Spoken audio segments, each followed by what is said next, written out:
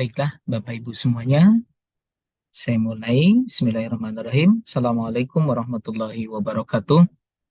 Selamat pagi, menjelang siang, salam sejahtera untuk kita semuanya. Pada kesempatan kali ini, saya akan mencoba untuk melakukan presentasi mata kuliah perilaku konsumen. Saya Nur Rahmat, NIM 111211400. Pada kesempatan ini saya akan mempresentasikan salah satu mata kuliah perilaku konsumen ya dengan tema konsep diri dan gaya hidup. Kita semua sudah tahu, sudah membayangkan apa sih konsep diri, apa yang ada di dalam konsep diri, apa artinya dari konsep diri, dan apa yang disebut dengan gaya hidup. Lalu perbedaan konsep diri dan gaya hidup serta hubungannya konsep diri dengan gaya hidup itu apa? Ya, selanjutnya akan saya paparkan sebagai berikut. Yang pertama, pendahuluan. Ya. Nah, kita mengenal tentang konsep diri. Apa sih itu konsep diri? Ya. Bagi Baron dan Brain tahun 2004, konsep diri itu punya arti sebagai satu hasil penilaian individu terhadap diri sendiri yang diungkapkan atau direalisasikan dalam sikap-sikap yang dapat bersikap positif maupun negatif, ya. Nah, konsep diri ini cenderung ya ada dari apa? Sikap positif. Contohnya sikap percaya diri, menghargai diri sendiri, yakin kemampuan dirinya, serta rasa berguna akan kehadirannya yang diperlukan di lingkungan sekitarnya. Namun, ya, ada juga yang bersifat atau bersikap negatif. Contoh, dia rendah diri, tidak percaya diri, tidak mempercayai kemampuan diri sendiri. Lalu, biasanya yang akan bersikap seperti itu mencari pengakuan dan mencari perhatian dari orang lain, terutama teman-teman sebayanya, dan juga dari orang tuanya ataupun guru-gurunya, seperti itu. Jadi, konsep diri yang rendah cenderung lebih gampang, lebih mudah dipengaruhi daripada orang-orang yang harga dirinya tinggi, ya. Jadi perilaku eh, kita dalam membeli atau mengkonsumsi produk itu juga termasuk dari konsep diri, ya. Itu dipengaruhi oleh faktor sosial, kelas, usia, dan juga dipengaruhi juga oleh gaya hidup. Nah, yang pertama kita akan coba mengupas kepribadian. Apa sih pengertian kepribadian? Tentu teman-teman semuanya, Bapak dan Ibu, sudah bisa membayangkan kepribadian itu ya pribadi, diri sendiri, diri kita sendiri.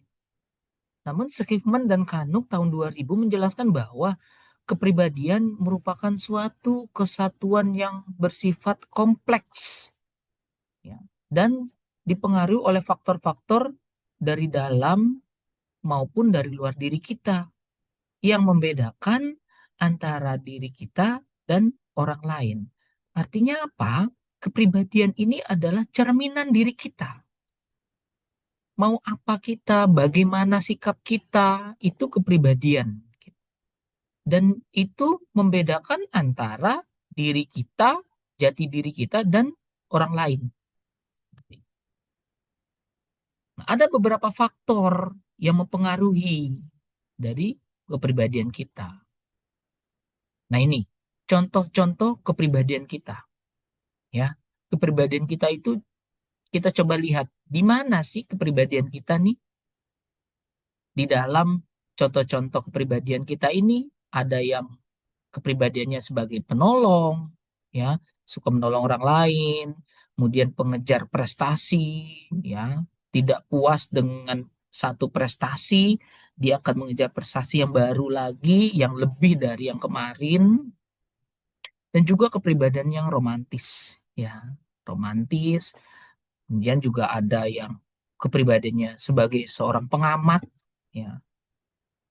Kemudian juga, nah ini pencemas, artinya apa? Orang yang selalu was-was, yang selalu khawatir terhadap segala sesuatu.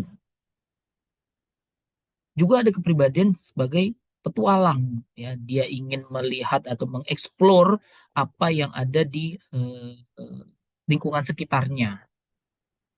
Lalu juga ada pejuang, pendamai, dan ini perfeksionis. Ya, teman-teman mungkin sudah mengetahui apa itu perfeksionis, ya. Perfeksionis itu adalah satu kepribadian yang menginginkan segala sesuatu itu sempurna. Pekerjaan dia harus sempurna, ya. Diri dia juga harus sempurna dibandingkan orang lain. Itu namanya kepribadian perfeksionis. Lalu selanjutnya ada faktor-faktor yang tadi saya bilang yang mempengaruhi kepribadian. Nah, secara khusus menurut Pervin dan John tahun 2001, faktor-faktor yang mempengaruhi terbentuknya kepribadian itu ada dua, yaitu satu, faktor genetik atau keturunan. Pasti, ya, faktor genetik itu adalah faktor di mana seseorang, ya, berkepribadian dimulai dari awal dia di dalam kandungan, kemudian lahir, ya, dari kecil, itu faktor dasar, faktor dasar sebagai kepribadian. Namun, ya, seiring berjalannya waktu, dia semakin besar, semakin dewasa, ya, seorang manusia atau anak, ya, itu pasti akan berubah kepribadiannya. Bagaimana seorang anak itu bisa merubah atau berubah kepribadiannya? Pasti tergantung, ya, ini faktor yang kedua, faktor lingkungan, faktor pengalaman sosialnya. Jadi lingkungan itu ternyata, ya, bisa mengubah kepribadian seseorang itu dari yang mungkin yang tadinya biasa saja, mungkin dia jadi apa, kepribadiannya yang mungkin penyayang, ya, atau kepribadiannya itu apa, pejuang, ya, kemudian atau orang yang sering ingin sekali mengeksplor, ya, ya, mengeksplor lingkungan sekitarnya. Itu semuanya tergantung dari lingkungan yang ada di sekitar dia, ya. Ada dari faktor budaya, kelas sosial dari keluarganya, ya. Misalkan kalau kelas sosialnya dia mungkin orang menengah ke atas gitu, biasanya kepribadiannya itu pasti perfeksionis, maunya sempurna, semuanya sempurna, harus beda dari orang lain. Tapi kalau apa, kepribadiannya dari keluarga yang mungkin menengah ke bawah, dia pasti eh, bisa jadi kepribadiannya itu jadi rendah diri, seperti itu. Namun kepribadiannya itu dapat menyesuaikan diri dengan lingkungan sekitarnya. Tuh. Jadi semuanya dua faktor ini, ya, faktor keturunan itu jadi faktor dasar. Nah, faktor lingkungan adalah, ya, faktor yang paling mempengaruhi kepribadian seseorang. Baik, untuk selanjutnya kita sudah tahu konsep kepribadian. Nah, sekarang kita bahas tentang gaya hidup. Ya, menurut Kotler tahun 2009, ya, 175, gaya hidup itu adalah suatu pola hidup seseorang di dunia ini yang diekspresikan atau dimunculkan dalam aktivitas, minat, dan opininya. Ya, gaya hidup juga menggambarkan keseluruhan diri seseorang dalam berinteraksi dengan lingkungannya dan menggambarkan pola seseorang dalam beraksi dan berinteraksi di masyarakat. Gaya hidup juga merupakan suatu fungsi dari karakteristik individu yang telah terbentuk melalui interaksi sosial. Nah, secara sederhana nih ya, secara sederhana, gaya hidup itu diartikan sebagai cara seseorang atau kita semuanya dalam menjalani hidup, seperti aktivitas kita, minat kita, like and dislike kita, sikap kita, konsumsi kita, dan juga harapan kita. Itu semuanya adalah gaya hidup seseorang. Nah, faktor-faktor yang mempunyai gaya hidup menurut Armstrong dalam Nugra Henny tahun 2003 menyatakan bahwa faktor-faktor yang mempengaruhi gaya hidup ada dua, yaitu apa? Internal dan eksternal. Nah, kita coba sekarang lihat faktor internal.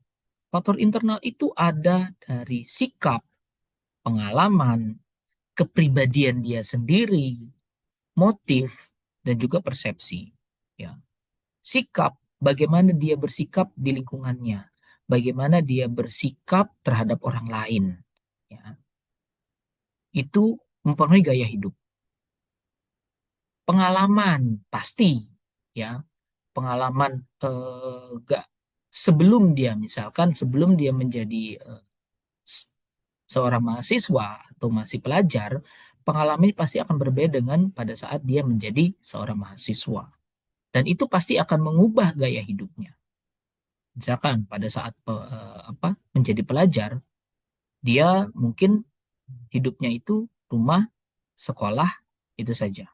Tapi pada saat dia menjadi seorang mahasiswa yang dituntut untuk melihat atau memperhatikan lingkungan sekitar, pasti dia akan terpengaruh oleh lingkungannya saat ini.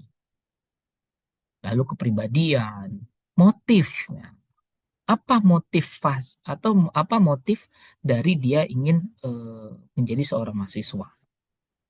Itu.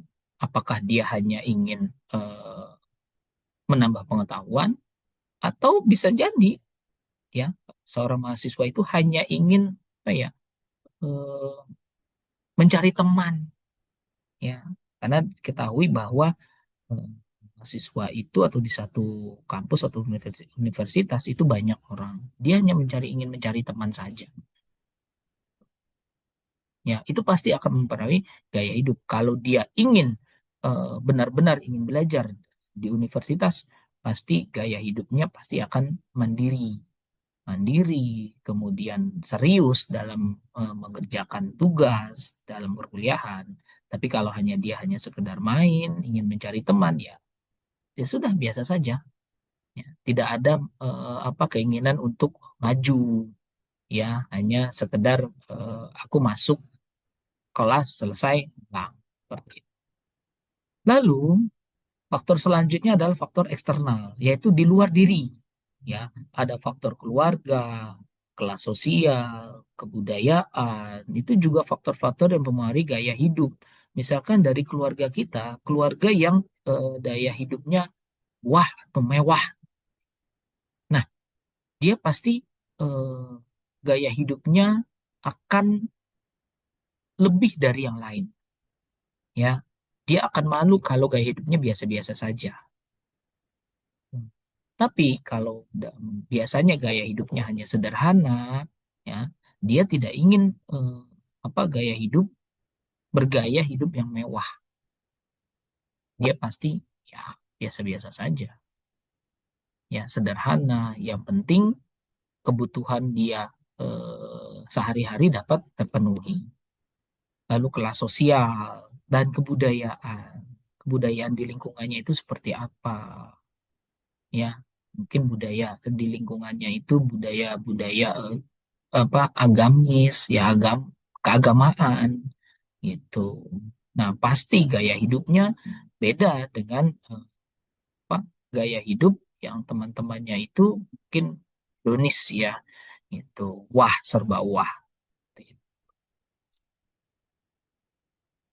Baik, pada ibu teman-teman semuanya, sampailah kita pada kesimpulan bahwa konsep diri yang positif akan membangkitkan rasa percaya diri, penghargaan diri, rasa yakin akan kemampuan dirinya, rasa berguna serta yakin kehadirannya diperlukan di dunia ini.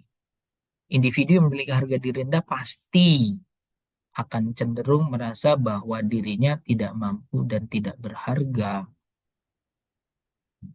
Dia akan mencari pengakuan dan perhatian dari orang lain, terutama teman-teman sebayanya, orang tuanya, guru-gurunya, ya, yang mungkin tidak pernah memperhatikan dirinya. Salah satu cara yang dilakukan konsumen untuk meningkatkan harga dirinya adalah dengan menggunakan, ya contohnya menggunakan barang-barang bermerek agar citra dirinya, ya kemudian prestisnya itu terangkat.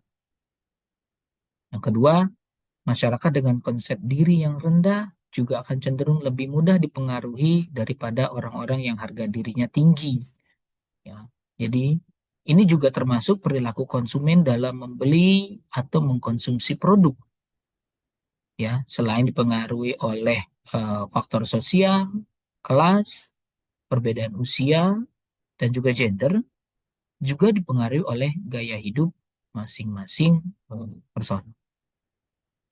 Baiklah, teman-teman, Bapak dan Ibu semuanya, terima kasih.